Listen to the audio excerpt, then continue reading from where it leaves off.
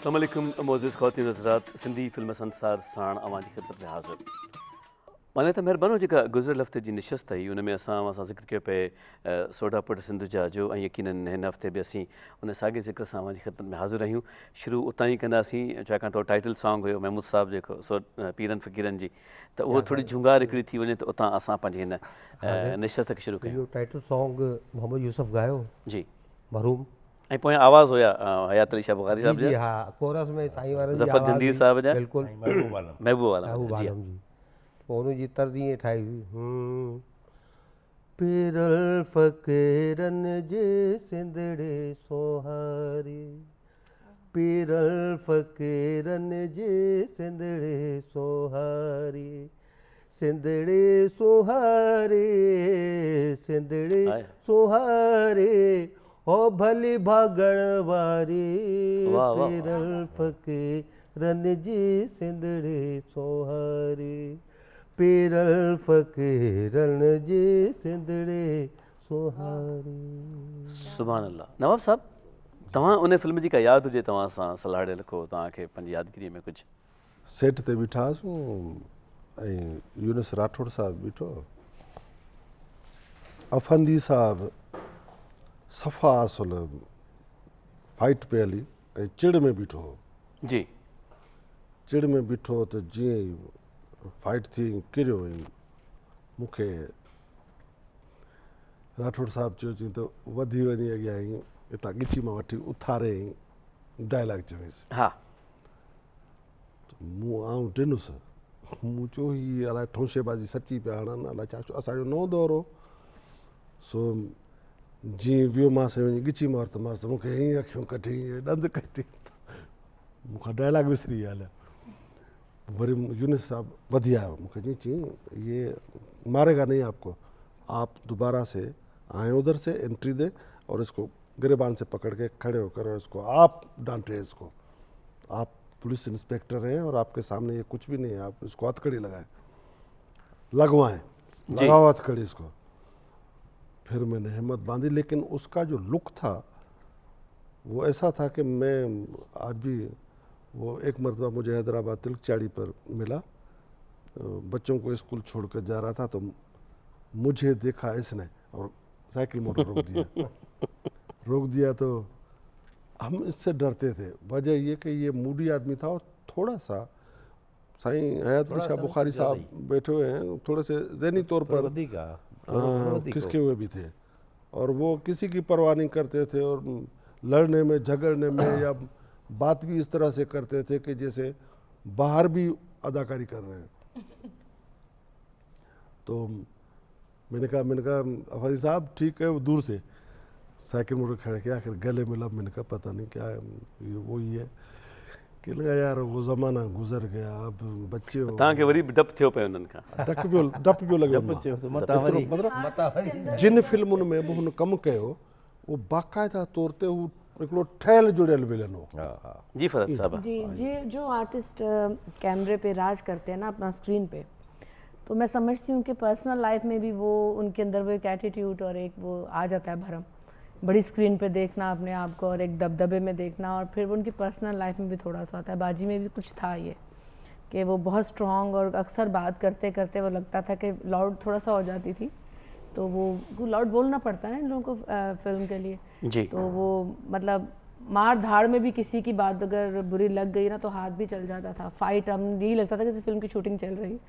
और एक दफ़ा तो मुझे एक बचपन का वाक़या याद है कि एक पठान लाहौर में पठान फैमिली बराबर में रहती थी, तो वो उसने कुछ बोल दिया उसने, आप ब्रीफ करें, उनके घर गई, घर जाके उसको मार करें कि तुमने गाली दी तो दी क्यों। वो बच्चा खेल रहा था गली में, मेरा छोटा भाई, तो उसको गाली दे दी उन्होंने सुन ली सोते में, वो रूम में आवाज़ चली गई, नींद में उठी वो सीधी उसके घर जाके उसकी, वो पठान इतनी सेहतमंद औरत थी वो बेचारी, फिर उसके बाद उनकी खैर दोस्ती भी हो गई, तो उन्होंने कहा तुमने ये जुमला बोला तो बोला क्यों, तो उसको जाके उन्होंने, और हम सब पकड़ने वाले थे और उन्होंने खूब धुलाई की उसकी।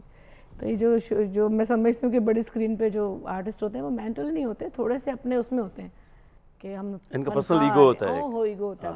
ठीक, क्या साहब? साईं ज़फ़र साहब जेको आहे सो हुनजो हिकिड़े वॾे रागी ख़ानदान सां हुनजो वास्तो, कुदरत ख़ान जो जे हवाले सां उनजो नालो वॾो ऐं घटि माण्हुनि खे ख़बर हूंदी त उस्ताद मोहम्मद यूसुफ पहिरीं सिखियो उस्ताद मज़ूरी ख़ान खां, उन खां पोइ वरी साईं कुदरतुल्लाह ख़ान साहिब सां उते आयो, उते सिखियो। ऐं उते हिकिड़ो वाक़ियो आयो ॿुधाईंदा आहिनि त भई पंहिंजे मुंहुं किलो किलो रेडियो ते वेठो उते गीत ॻायो।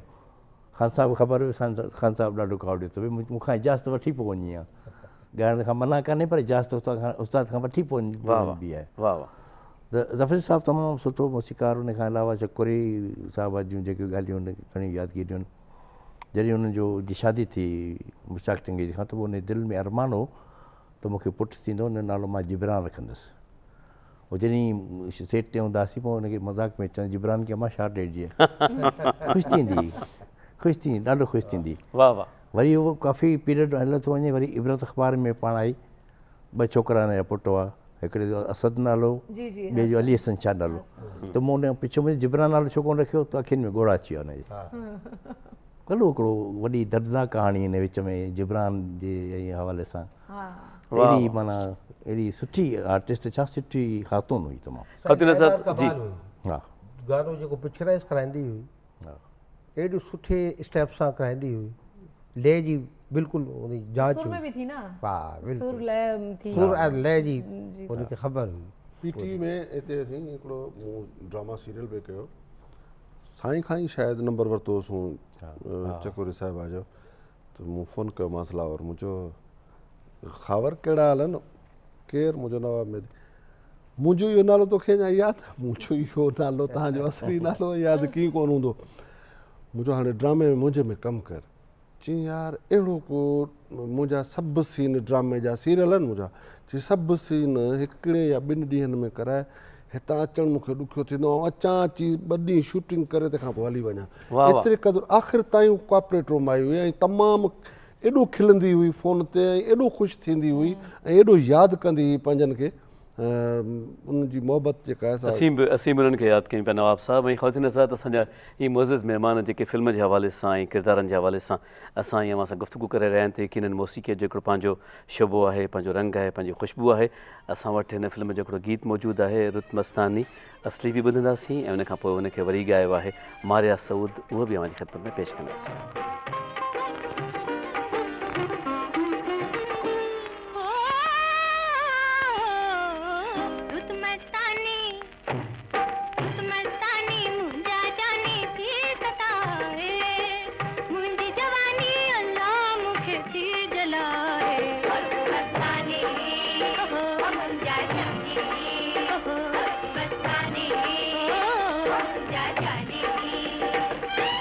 अंग अंग भड़काए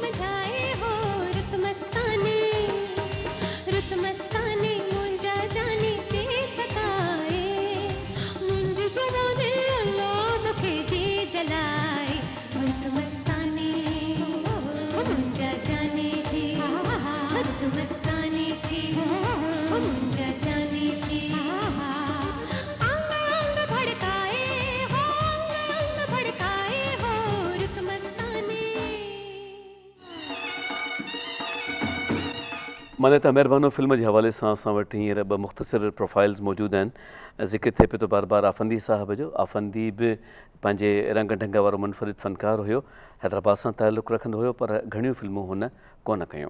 हुन 3 फिल्मुनि में कमु कयो, 3 में संदसि कमु ॾिसण वटां आहे। ख़ासि तरह सां फिल्म सोरठ में संदसि कयल कमु बेइंतिहा हसीन आहे। फिल्मूं अथसि सोरठ, सोढा पुट सिंधुजा ऐं लजरख। ॿियो असां वटि प्रोफाइल मौजूदु आहे मुराद बलोच साहिब जो। हसीन सारूपन जो मालिक मुराद बलोच पंहिंजी हेकली फिल्म सोढा पुट सिंधुजा में साइड हीरो तौरु आयो, जेतोणीकि हुन ॼमी परफॉर्म करण जी कोशिशि कई, पर शायदि बख़्त यावरी न करे सघियुसि, जंहिं करे हू अॻियां वधी न सघियो। उन खां पोइ मुराद बलोच असांखे कंहिं बि ॿी फिल्म में नज़र कोन आयो।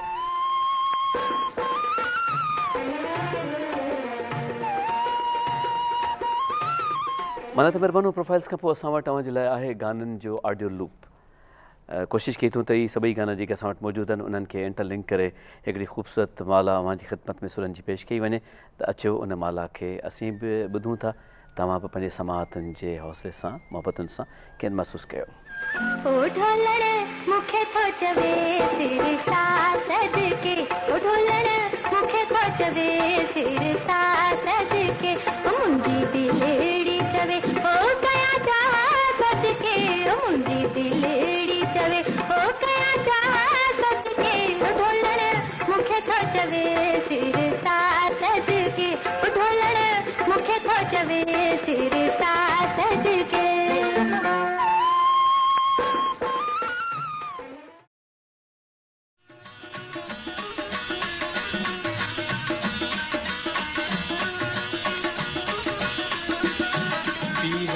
फ़कीरन जी सिंधड़ी सुहारी, ओ पीरन फ़कीरन जी सिंधड़ी सुहारी, ओ पीरन फ़कीरन जी सिंधड़ी सुहारी।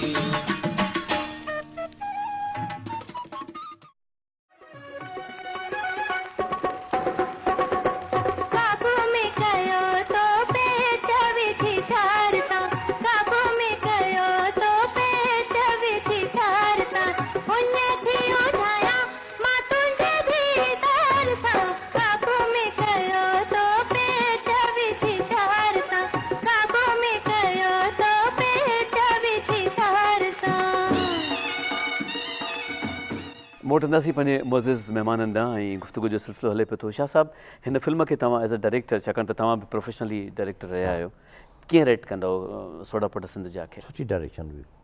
राठौड़ साहिबु हुया? राठौड़ साहिबु सुठो डायरेक्टर हो।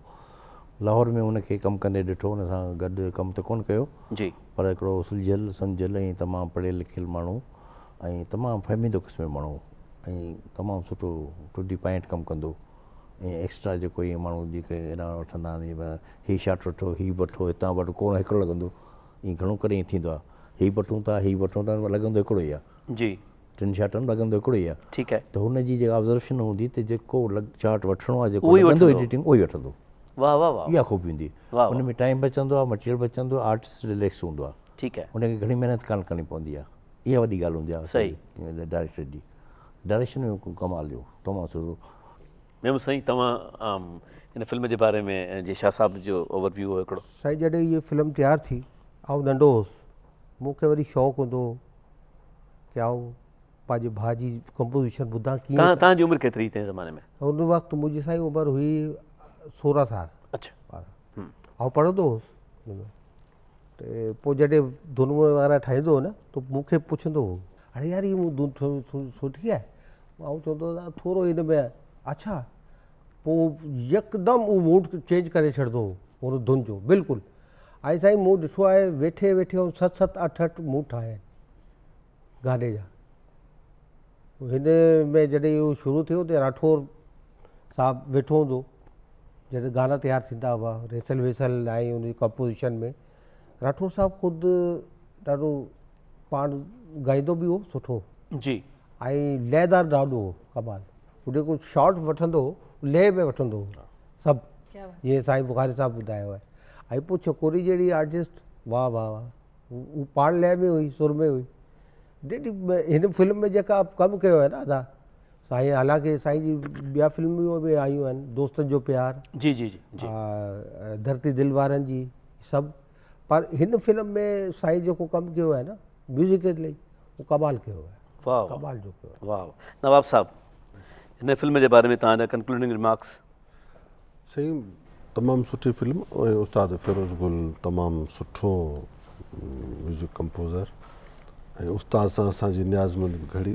ऐं जॾहिं मूं सीरियल बि कई त उस्ताद खे मूं चयो त अचो तव्हां बैकग्राउंड म्यूज़िक जो, पोइ बब्बर अली खे मोकिलियो न त हिन खां तव्हां कमु वठो, पोइ उहो आयो हिते PTV में सीरियल जो बैकग्राउंड म्यूज़िक उन ॾिनो। ऐं असां हैदराबाद में मक्कन शाह जे झंडनि ते छुटकी घिटी में गॾु नोहो बि गॾु चयो, मूंखे चई अचो गॾु नोहो चऊं, अर्शद शबीर जो मातम थींदो आहे, तमामु सुरीलो ऐं धुनुनि ठाहिण जो मास्टर। मूंखे चवंदो पर तव्हां तमामु सुठा था पढ़ो, पोइ अचो गॾिजी किथे, पर तमामु हिकिड़ो पुरखलूस माण्हू। ऐं उन हवाले सां हिन फिल्म जा जेके बि गाना जेके बि थिया जी, गाननि जे लिहाज़ खां सुठी फिल्म हुई, कास्ट जे लिहाज़ खां सुठी फिल्म हुई। कहाणी कीअं हुई? थोरो तव्हां जेकी असां बार बार इन कयूं पिया इन ॻाल्हि खे, स्टोरी लाइन छा हुई बेसिकली? स्टोरी बि इन फिल्म जी मुंहिंजे ख़्याल में वक़्तु थियो आहे, हाणे उन वक़्त में सम्झो त 1973 जी फिल्म आहे। ऐं तव्हां हुन में कमु कयो आहे न, त स्टोरी ते तव्हांखे थोरी असांखे सिर्फ़ु छो जो उन दौर में आउं ईंदो हुउसि पंहिंजो ॻोठां। अच्छा, तव्हां ॾिठी कोन पोइ वरी फिल्म? इहा फिल्म ॾिठीसूं। अच्छा, हाणे यादि किथे आहिनि फिल्मूं? हींअर असांजी उमिरि बि जेका आहे सा 65 ईयर्स आहे। उन वक़्त में सम्झो त 21-22 साल उमिरि हुई मुंहिंजी जॾहिं हिन फिल्म में कमु कयोसीं। ठीकु ठीकु ठीकु। उन दौर खे हिसाब लॻायो त घणा न ठीकु आहे, सही आहे। 43 साल गुज़री चुकासीं। ऐं इहे असांखे अफ़सोस सिर्फ़ु इहो आहे त जेके बि फिल्मूं ठहियूं जी, उहे जेके बाद में ठहियूं, जहिड़ो करे शहीद या वरी इन दौर में जेके 2-4 फिल्मूं ठहियूं, हिननि फिल्मुनि जी का प्रिंट ई कान थी मिले। अच्छा, अवेलेबल ई कान्हे मार्केट में। किथे बि वञी पुछा कयूं था भई इहे फिल्मूं मिलनि पंहिंजे हिसाब सां, भई असां हिननि में कमु कयो, कोन थियूं मिलनि। अच्छा, आपका कोई फाइनल कमेंट अबाउट चकोरी साहबा? या बस ये फिल्म के हवाले से यही है कि जो इन्होंने शुरू किया प्रोग्राम हमारे मुस्तफ़ा सोलंकी साहब ने, बहुत खूबसूरत है। जैसे ये अपनी ही मूवी के बारे में कह रहे हैं कि मुझे याद नहीं, तो जिन्होंने नहीं देखी उनको भी ये याद करवा रहे हैं और जिन्होंने काम किया उनको लेकर आ रहे हैं। तो एक बहुत अच्छा है, इनकी एक पॉजिटिव थिंकिंग है जो लोगों के सामने लेकर आ रहे हैं, और अल्लाह ताला इनको कामयाब करे। और कामयाब हैं, ये हो चुका है, ये प्रोग्राम काफ़ी पॉपुलर हो रहा है। तो बस यही है कि फिल्म्स को देखें लोग, हमारी जो पुराने हमारे साथीदार हैं हमारे बैठे हुए हैं, ये देखें ना। Thank U. मैं आई स्वेयर मैं इनको फर्स्ट टाइम देख रही हूँ, मगर जब भी बातें कर रहे हैं तो मुझे पता चल रहा है कि ये भी लेजेंड है हमारे इंडस्ट्री के। तो ये कि ये इनकी एक अच्छी काविश है, अल्लाह ताला इनको और कामयाब करे। ख़ातिन हज़रात, ज़िक्र कयोसीं पे अॼु असां अवां सां सोढा पुट सिंध जा जो जंहिंमें असांजा ही मुअज़्ज़िज़ महिमान असां साण साईं हयात अली शाह बुख़ारी साहब, महमूद अली साहब, नवाब मेहदी साहब ऐं फ़रत ख़ान साहिबा। ऐं इन ते ई अॼु के हिन साथ मां अवां खां इजाज़त घुरूं था, पर हिकिड़ो गीत असां वटि अवां जे लाइ मौजूदु आहे। सनेह आया जो ओरिजिनल ऑडियो असीं अवां जी ख़िदमत में पेश करणु चाहींदासीं, जंहिं ते ई हिन प्रोग्राम जो स्क्रॉल बि अवां जी ख़िदमत में पेश कयो वेंदो। ईअं आहे त तव्हांजी राय असां लाइ ख़ासि तरीन अहमियत रखे थी, त पंहिंजी क़ीमती राय खां असांखे ज़रूरु आगाह कजो। हीअ सिनेमा, हीअ सभु अक्स, हीअ जेको जादू आहे, जादू नगरी आहे, जेका कोशिशि कई अथऊं त तव्हांजे साम्हूं आणियूं, इहा तव्हांजे लाइ आहे, असांजे लाइ आहे, ऐं असां सभिनी जी यादि ऐं मुहबतुनि जे लाइ आहे। पंहिंजो ख़्यालु रखिजो पिया। इजाज़त ॾींदा, फ़ी अमान अल्लाह।